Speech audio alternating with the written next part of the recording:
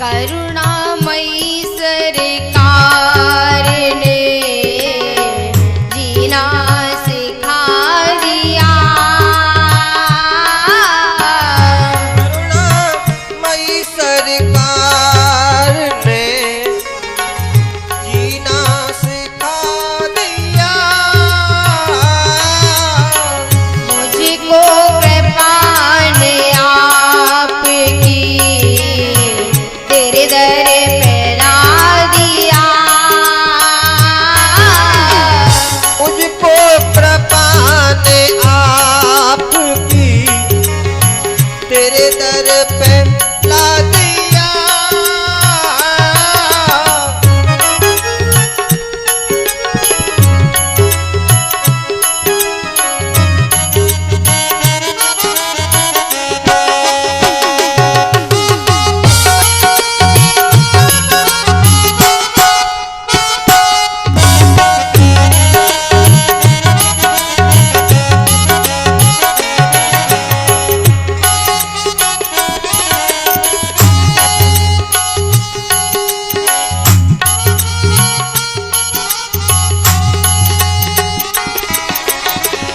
जिसने कभी भी आज तक सजदा नहीं किया।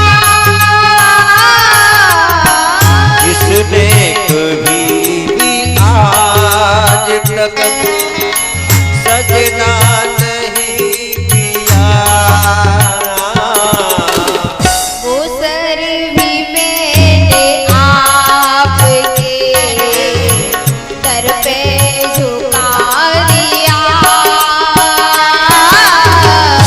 वो सर भी मैंने आपके दर पे झुका दिया।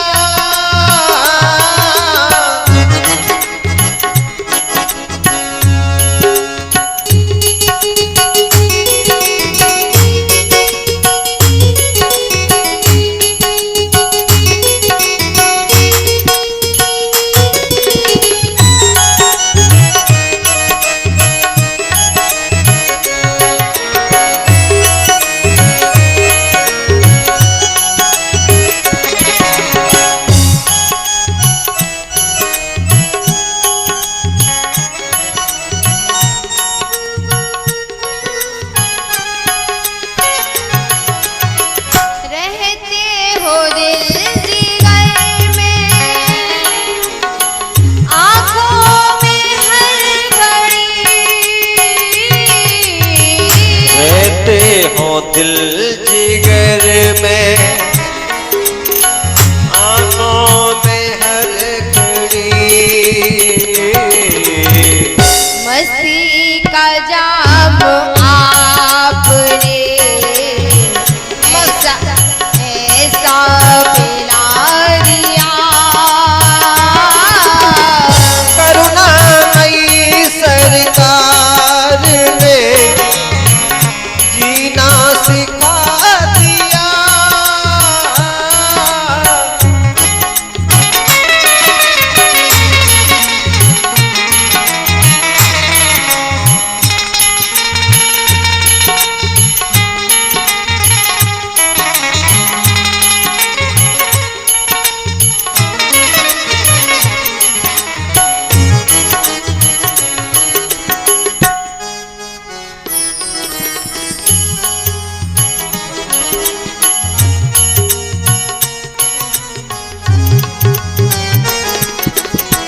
दुनिया की चमक देख कर भटका हुआ था मैं। दुनिया की चमक देख कर भटका हुआ था मैं। मुझको कृपा ने आपकी तेरे दर पे ला दिया। करुणामयी सरकार ने जीना सिखा दिया। मुझको कृपा ने आपकी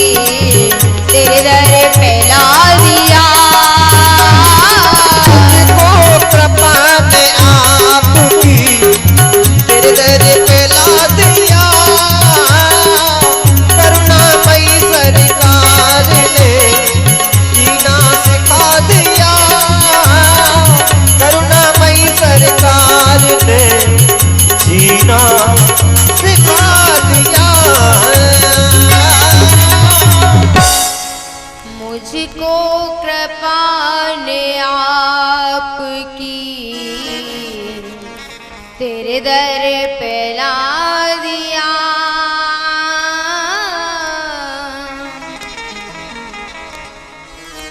भैया सौनक जी ने सूत जी से 6 प्रश्न किए हैं। बोले कस्मिन् युगे प्रवर्तेयं स्थाने वाक्येन हेतुना कुतः संचोदित कृष्ण कृतवान संहिता मुनि। बोले कि ये भागवत जी का प्राकट्य कब हुआ, किस स्थान पर हुआ, क्यों हुआ, किसकी प्रेरणा से हुआ, और परीक्षित जी अपना भरा पूरा परिवार छोड़ के क्यों चले गए।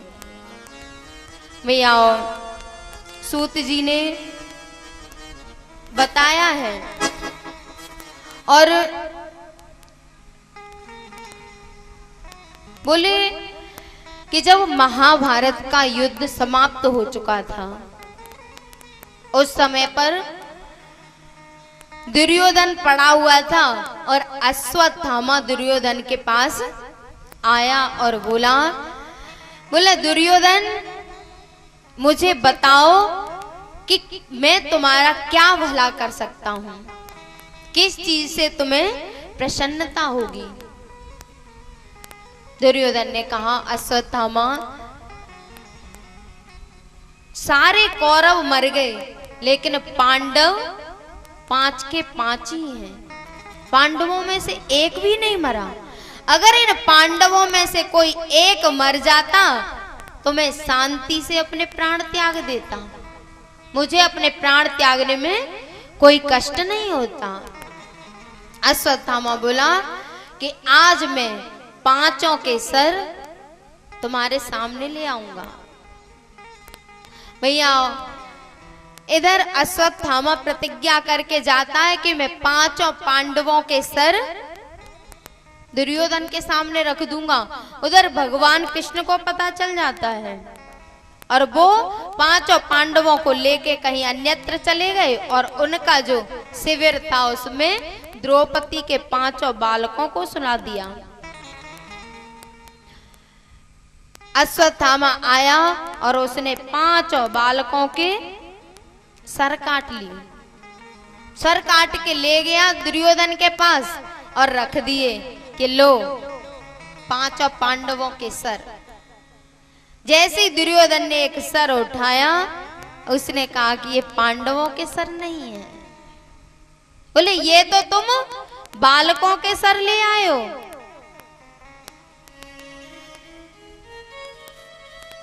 दुर्योधन ने कहा अश्वत्थामा तुमने ये अच्छा नहीं किया। बोले तुमने तो कहा था कि मैं पांडवों के सर लेके आऊंगा और ये बालकों के सर ले आए हो।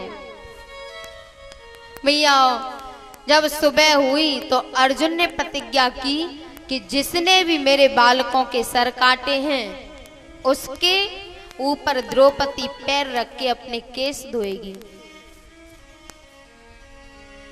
अर्जुन अश्वत्थामा को पकड़ के लाए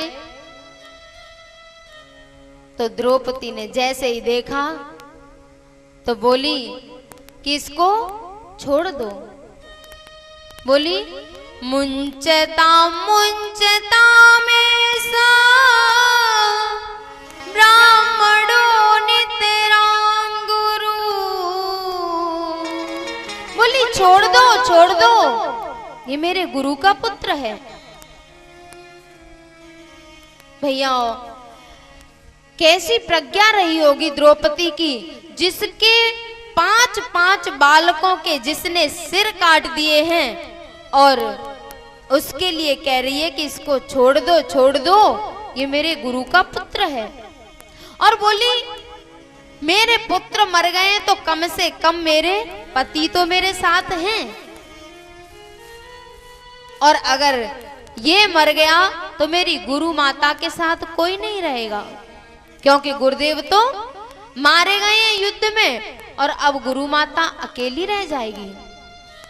भैया अर्जुन धर्म संकट में पड़ गए कि इधर तो मैंने प्रतिज्ञा की है कि जिन्होंने हमारे बालकों के सिर काटे उसको मैं मार दूंगा, और इधर द्रौपदी मना कर रही है कि छोड़ दो इसको। भगवान कृष्ण ने कहा ब्रह्म बंधुर न हंतव्य आतताई बदाहरण। बोले माना कि ब्राह्मण का वध नहीं करना चाहिए, ब्राह्मण का वध अपराध होता है, लेकिन अगर आताताई ब्राह्मण हो तो उसका वध कर देना चाहिए।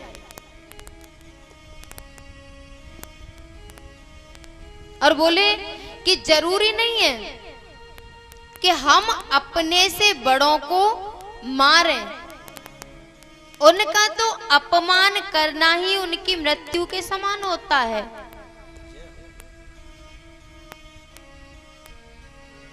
बोले कि जरूरी नहीं है कि इसको मारा जाए, इसका केवल अपमान करना ही इसकी मृत्यु के समान है। भैया अर्जुन ने उसके मस्तक में से मणि निकाल ली और उसको छोड़ दिया। जैसे ही उसको छोड़ा तो वो बहुत क्रोधित हुआ और उसने ब्रह्मास्त्र उत्तरा के गर्भ पर छोड़ दिया। वो सोचने लगा कि अब मैं पांडवों का नाश ही कर दूंगा। जैसे ही उत्तरा के गर्भ पर ब्रह्मास्त्र छोड़ा तो जो गलती द्रौपदी ने की वो उत्तरा ने नहीं की, क्योंकि जब द्रौपदी का चीर हरण हो रहा था तो वो पहले पूरी सभा में सबके सामने गई है। द्रोणाचार्य के, कृपाचार्य के, पितामह भीष्म के, धृतराष्ट्र के, सबके सामने घूमी है। और अपने पतियों के जब उन्होंने नीचे गर्दन डाल ली और ये लगा कि अब कोई मेरा लाज बचाने वाला नहीं है, इस पूरी सभा में कोई मेरी लाज नहीं बचा सकेगा, तब उसने कन्हैया को पुकारा था। जब उसको कहीं से सहारा नहीं मिला तब उसने कन्हैया को आवाज लगाई, लेकिन उत्तरा ने ये गलती नहीं की। वो तो जैसे ही ब्रह्मास्त्र आते दिखाई दिया सीधी कृष्ण की तरफ भागी और बोली पाहे पाहे महायोगे देव देव जगतपते नान्यम त्वद भयम पश्यम यत्र मृत्यु परस्परम। बोले हे कृष्ण, तेरे अलावा मेरी लाज बचाने वाला, मेरे प्राण बचाने वाला कोई नहीं है। यहाँ पे तो सब एक दूसरे के प्राणों के प्यासे बने हुए हैं, यहाँ पे तो सब एक दूसरे के प्राणों को लेने पे तुले हुए हैं, और आपके अलावा मुझे बचाने वाला कोई नहीं है। भैया जैसे ही भगवान की शरण में आई, भगवान छोटा सा रूप बना के उत्तरा के गर्भ में प्रवेश कर गए और उन्होंने परीक्षित की रक्षा की। परीक्षित ने 2 बार भगवान के दर्शन किए हैं। एक बार जब अश्वत्थामा ने ब्रह्मास्त्र का प्रयोग किया था तब उन्होंने भी अस्त्र से ही उसकी रक्षा की, और जब परीक्षित को सांप लगा था, बाघ वज्र का प्रयोग हुआ था, तो भगवान सुखदेव बन के आए हैं और परीक्षित की रक्षा की है। भैया जैसे ही उत्तरा के गर्भ की भगवान ने रक्षा की तो कुंती भगवान की स्तुति करने लग गई है। कृष्णाय वासुदेवाय देवकी नंदनाय च नंद गोप कुमाराय गोविंदाय नमो नमः। जैसे स्तुति करने लगी तो कृष्ण बोले अरे बुआ ये क्या कर रही है, मैं तो तेरा भतीजा हूँ और तू मेरी स्तुति कर रही है।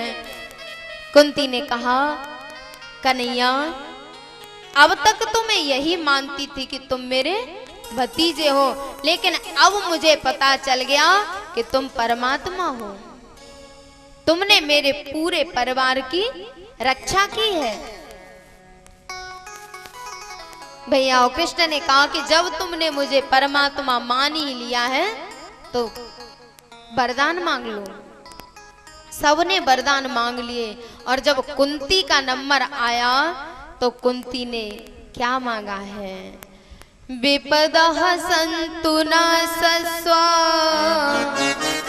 तत्र तत्र जगद्गुरो भवतो दर्शनं यस्या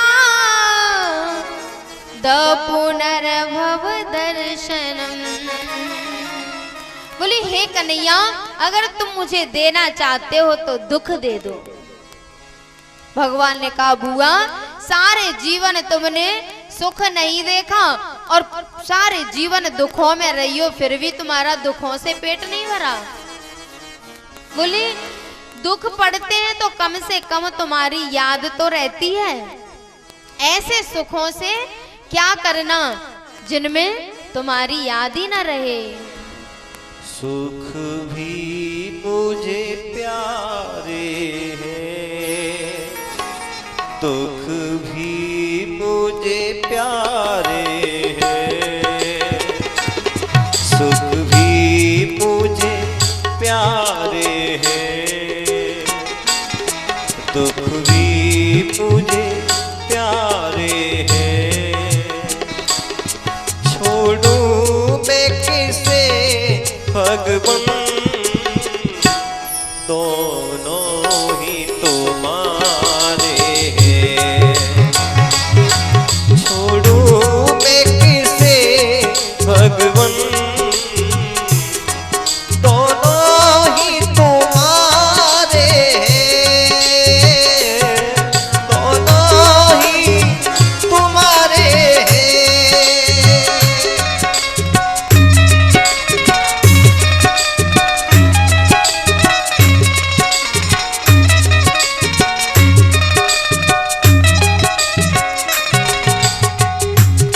सुख के पीछे दुख है, सुख के पीछे दुख है।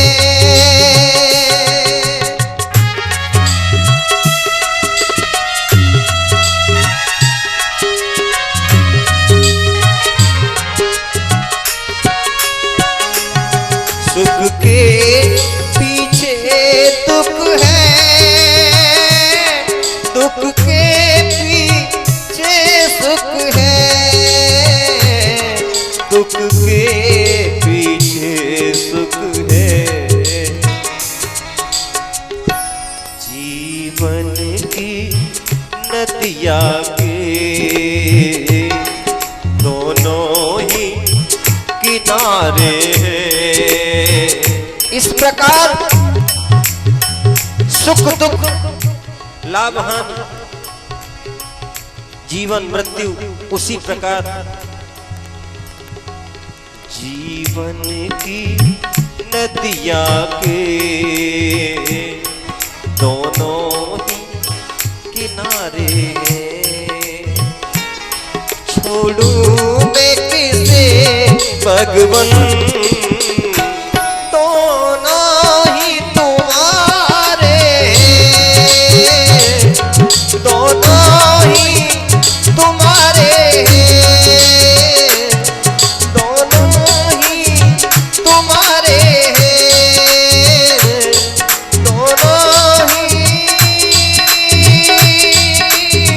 तुम्हारे हैं। छोड़ूं मैं किसे भगवन, दोनों ही तुम्हारे हैं।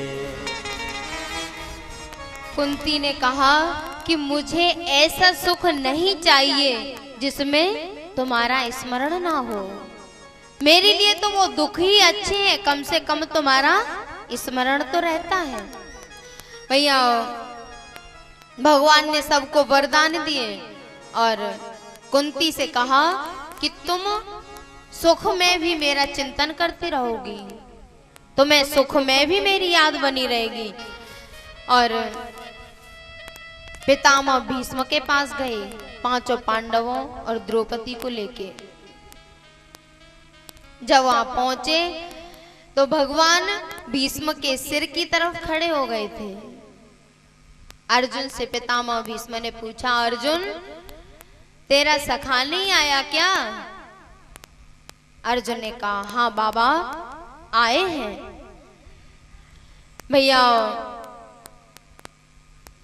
जैसे ही अर्जुन ने कहा कि आए हैं तो भगवान भीष्म के सामने आके खड़े हो गए हैं और पितामह भीष्म प्रार्थना करते हैं, बोले कि आपने मेरे ऊपर बहुत बड़ा एहसान किया है कि मुझे दर्शन देने के लिए आ गए हो, और मेरी आपसे एक प्रार्थना है कि मेरी एक कन्या है जो नितांत कुंवारी है और मैं उस कन्या को आपके हाथ में देना चाहता हूं। अब जैसे ही कन्या की बात हुई तो भीम सोचने लगा कि ये तो बाल ब्रह्मचारी हैं, इनके कन्या कहां से आई? उन्होंने कहा कि मेरी जो बुद्धि है उसमें बिल्कुल भी किंचन मात्र भी मल नहीं है, ये एकदम पवित्र है और मैं इस बुद्धि को आपके चरणों में समर्पित करना चाहता हूँ। भैयाओ पितामह भीष्म भगवान के इतने बड़े भक्त थे कि जब महाभारत का युद्ध हुआ था उस समय पे भी वो उनके दर्शन करते रहते थे, उनकी छटाओं के वर्णन किए हैं। कह रहे हैं कि जब मैंने प्रतिज्ञा की थी कि मैं आपको शस्त्र हाथ में लिवा के रहूंगा तो आपने अपनी प्रतिज्ञा तोड़ दी और मेरी प्रतिज्ञा को रखा। मैं चाहता हूं कि मेरे अंतिम समय पे आपकी वही छवि मेरी आंखों में रहे। और बोले सदैव देवो भगवान प्रतीक्षताम कलेवरम यावदिदम हिनोम्यम। अभी मैं जिंदा हूं, अभी आप चले मत जाना, मैं चाहता हूं कि मेरे प्राण निकल जाए उसके बाद आप जाओ।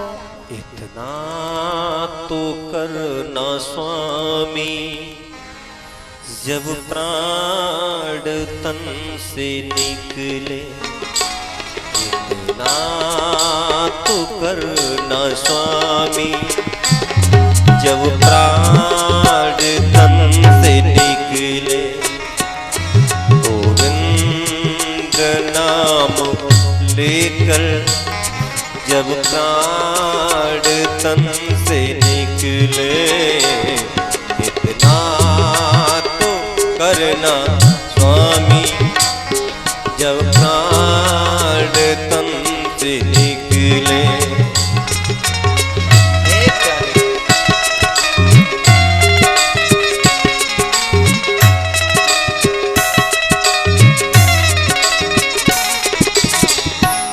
श्री गंगा जी का तट हो, यमुना का बंसी बट हो, श्री गंगा जी का तट हो, यमुना का